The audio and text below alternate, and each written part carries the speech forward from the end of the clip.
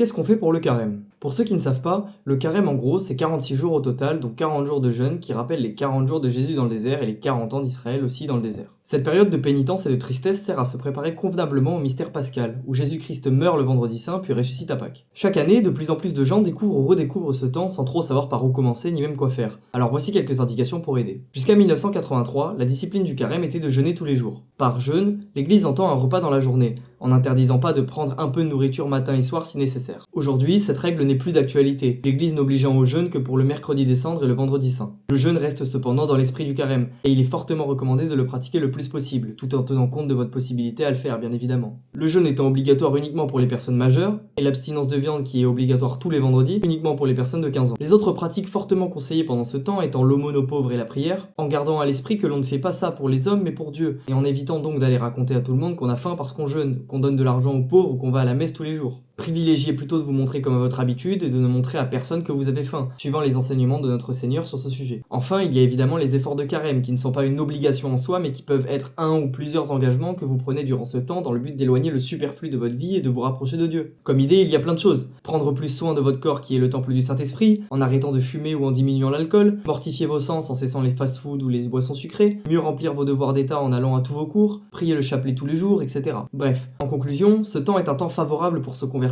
et croire en l'évangile, pour transformer sa vie radicalement et sortir du sommeil de la foi. Alors ne ménagez pas les efforts, si vous êtes baptisé, allez vous confesser, même si vous ne l'avez jamais fait ou que vous n'êtes pas pratiquant, et acceptez que celui qui est mort et ressuscité pour vous peut tout changer dans votre vie. Envoie cette vidéo à quelqu'un qui sait pas quoi faire pour le carême.